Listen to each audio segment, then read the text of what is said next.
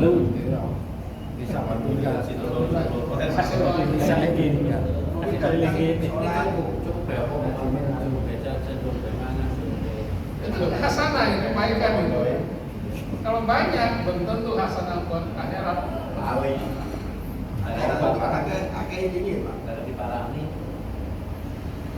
Wafil akhirat hasanah, dan di akhirat pun Allah berikanlah kebaikan. Di akhirat jelas banyak kebaikan di akhirat, di surga yang ridho dari Allah, kenikmatan fasilitas yang ada di surga, itu hasanah. Yang terpenting wakina benar, dan jagalah kami ya Allah dari siksa api neraka. Doa ini kelihatan simpel tapi mencakup secara keseluruhan. Dunia dapat, akhirat dapat.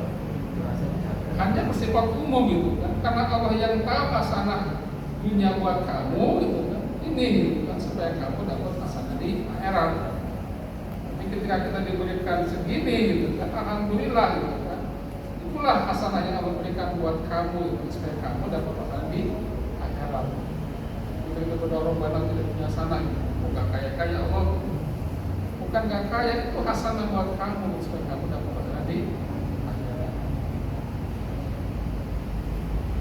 Karena banyak sekali ulama-ulama yang sering mengartikan gitu, hasanah dunia itu apa saja itu yang bisa menopang hasanah akhirat. Kata Imam Ali itu ada 5. Yang pertama al-afiyat, sehat jasmani rohani. Hasanah dunia. Sehat jasmani belum tentu orang bisa pergi ke mesin, tapi kalau sehat jasmani rohani bisa ke mesin. Sehat rohani tapi jasmani nggak sehat juga sulit, sakit.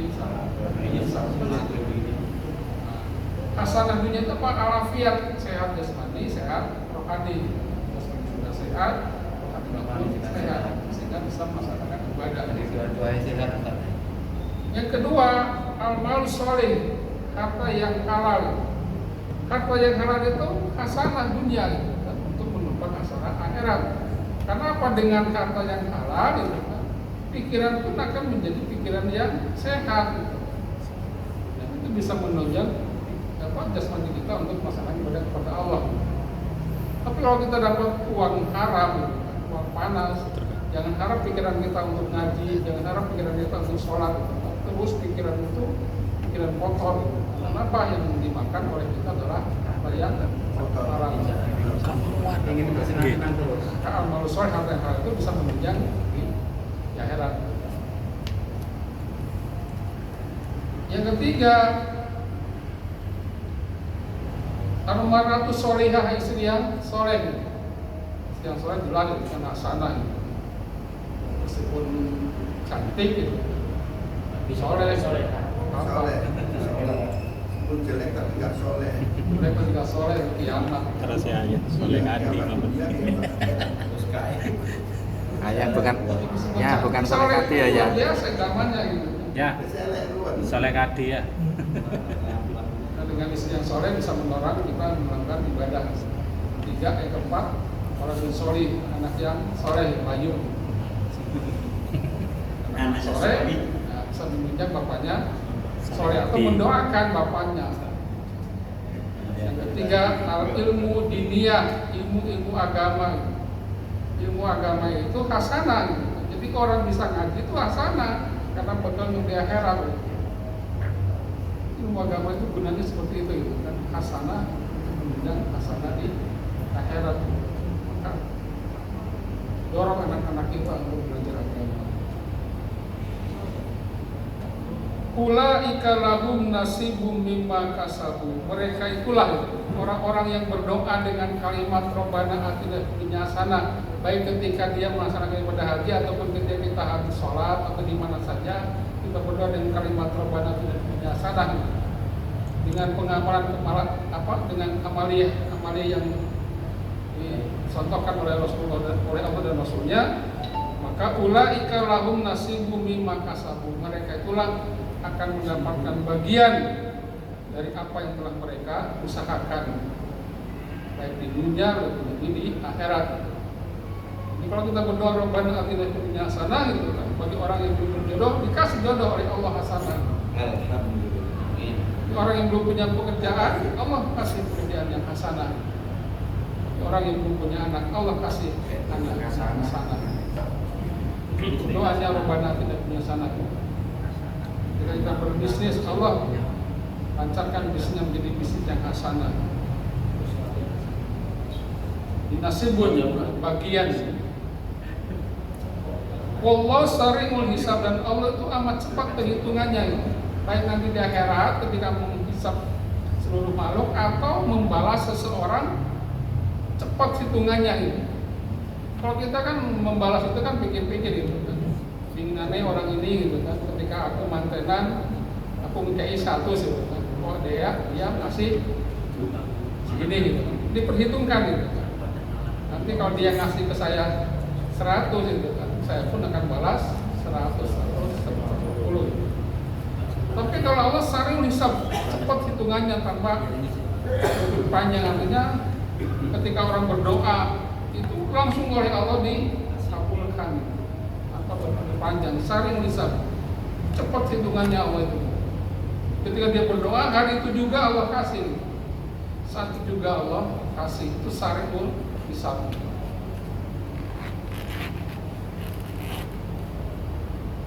Wadhkurullaha fi ayyamin ma'dudat. Nah, dalam pelaksanaan ibadah haji, ketika kita habis dari Musdalifah menuju Mina untuk Jumroh Aqabah, Jumroh Aqabah itu kan 10, 11, 12, 13.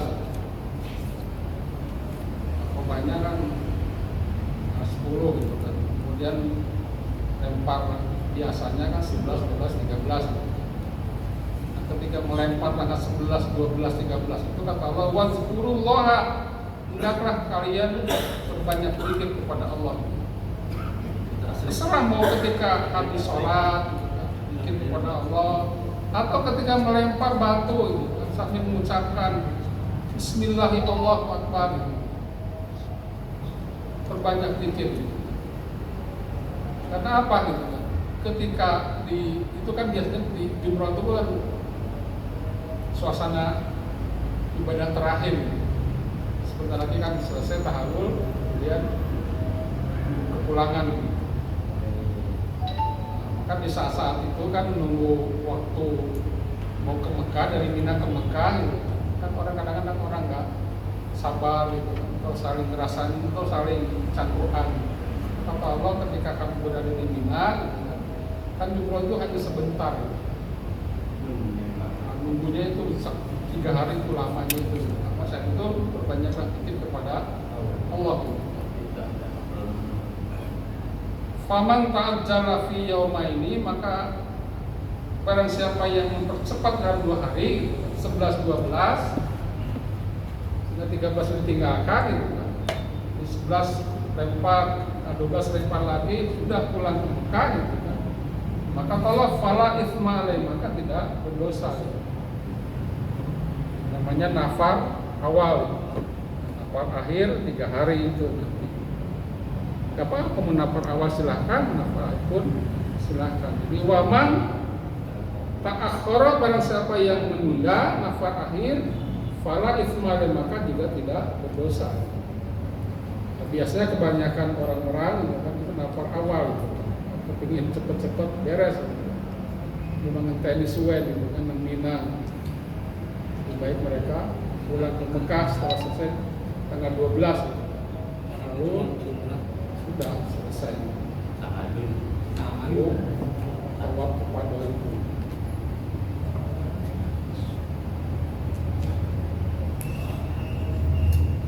Liman ittaqo, barang siapa yang bertakwa. Artinya betul-betul ibadah haji itu dilasani dengan ketakwaan. Fattaqullaha, dan bertakwalah betul-betul kepada Allah. Wa'lamu annakum ilaihi tusharun, dan ketahuilah oleh kalian semuanya kalian akan dikumpulkan kepada Allah. Dalam pelaksanaan ibadah itu teman-teman, jangan sampai ada hal-hal yang bisa membuat kita ini kekurangan pahala dari pelaksanaan ibadah haji. Makanya fattaqullah, betul-betul bertakwa Allah.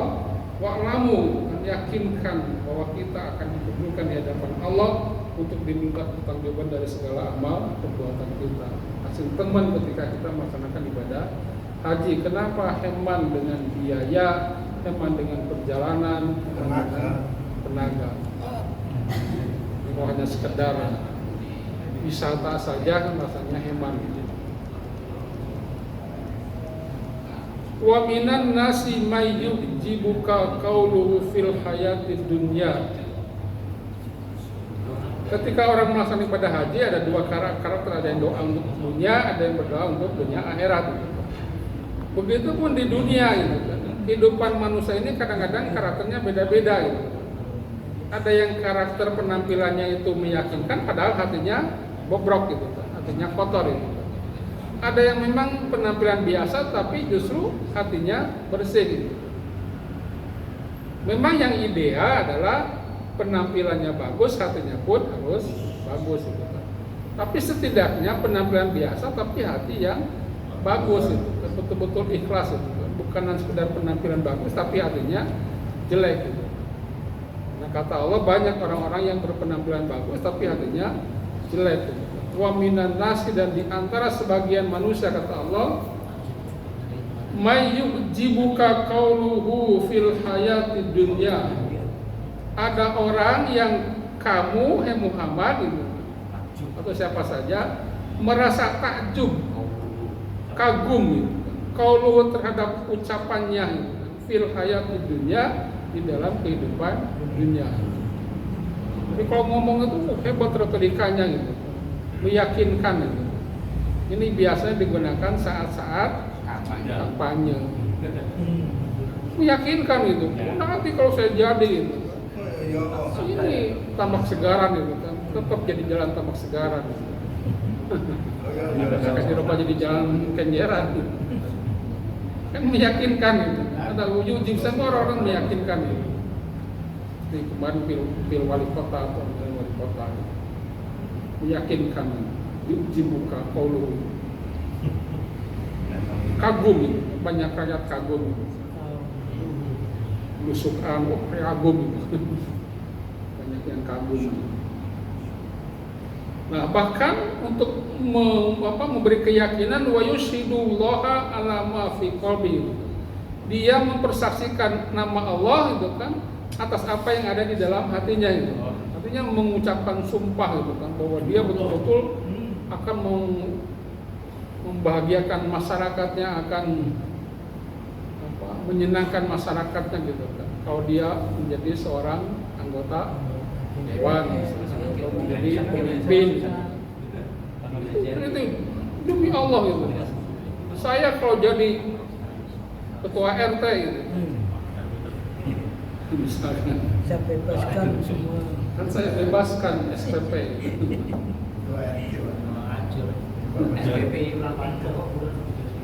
Jadi wa yusidullah sambil mengucapkan sumpah-sumpah. Padahal kata wa huwa alladul khisab, padahal dia sesungguhnya itu adalah tukang yang sangat membantah terhadap kebenaran. Hakikatnya dia itu terhadap kebenaran itu sering membantah. Alladul khisab. Artinya kelakuan dengan perbuatan itu tidak kelakuan dengan ucapan itu tidak sama. Aladul kisam. Tipe-tipe manusia itu banyak sekali. Banyak sekali. Dan ini berkaitan dengan seseorang itu kan, para munafik yang pura-pura masuk Islam itu. Pura-pura masuk Islam, datang kepada Rasulullah gitu kan, dengan argumentasi yang luar biasa. Ya Rasul, kalau saya masuk Islam akan begini-begini gitu. Sampai Rasul pun terkagum-kagum, luar biasa orang ini. Padahal justru hakikatnya setelah dia masuk Islam malah menentukan Islam dari dalam. Wa idza tawalla, apabila dia berpaling gitu kan, artinya dia di hadapan masyarakatnya ngomongnya luar biasa bagus itu kan, sampai mengeluarkan kalimat-kalimat sumpah Allah gitu kan.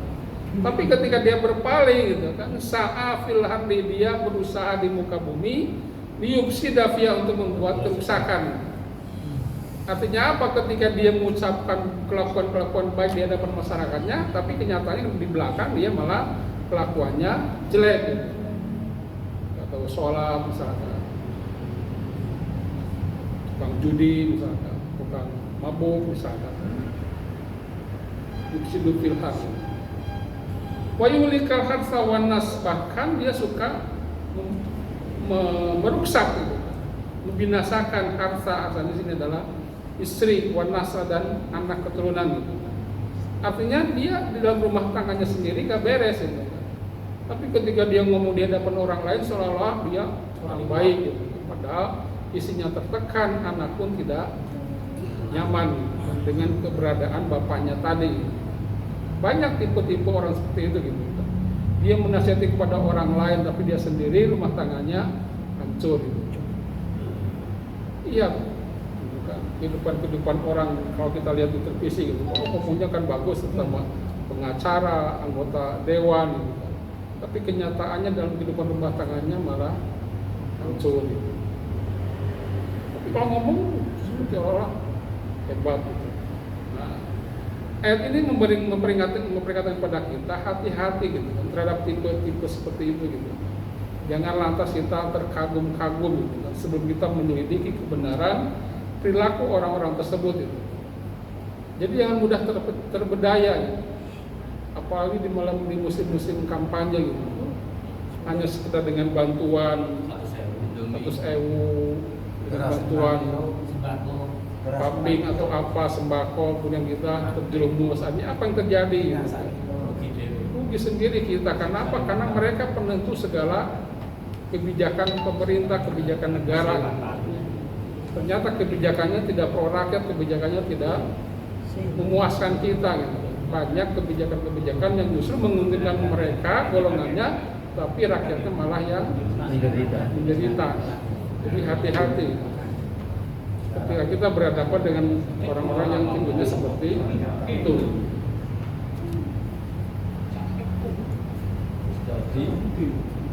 Wallahu la yuhibbul fasad, karena Allah itu tidak senang terhadap orang-orang yang melakukan kerusakan.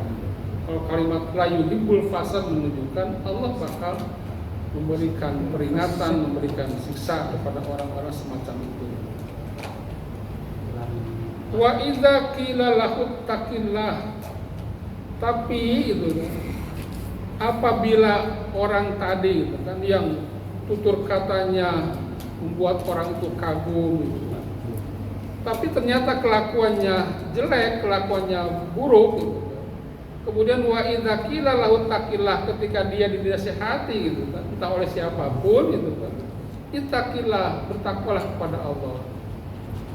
Maksudnya gitu kan, misalkan kamu tuh ngomong hebat tapi rumah tanggamu kok jelek, misalkan kamu kok bagus tapi kamu gak tahu sholat gitu kan. Kamu kok hebat penampilanmu tapi kamu kok terlibat di bandar narkoba misalkan.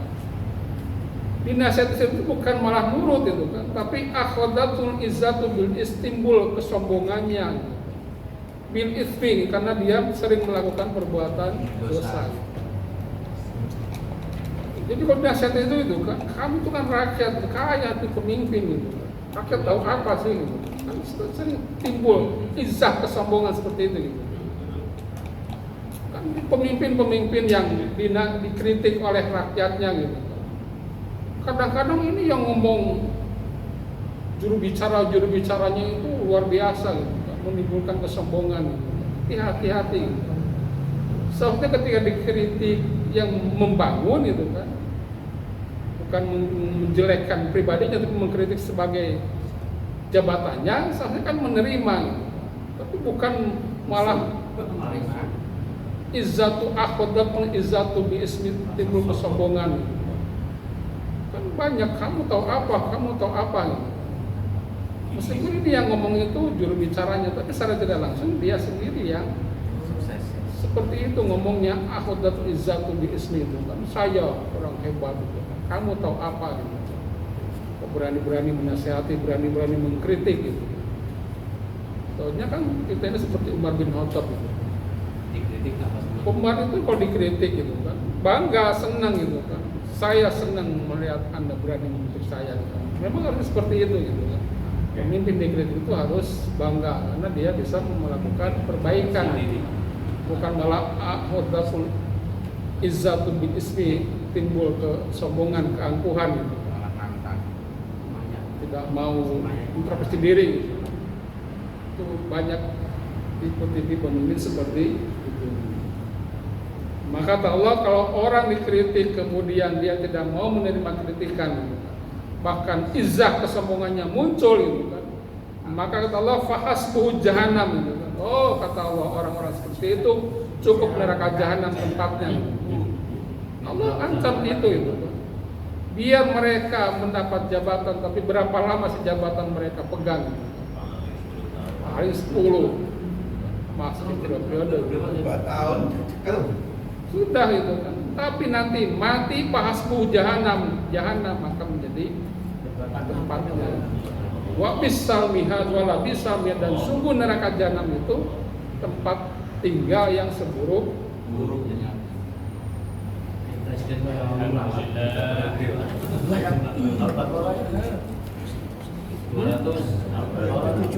Al-Baqarah ayat 101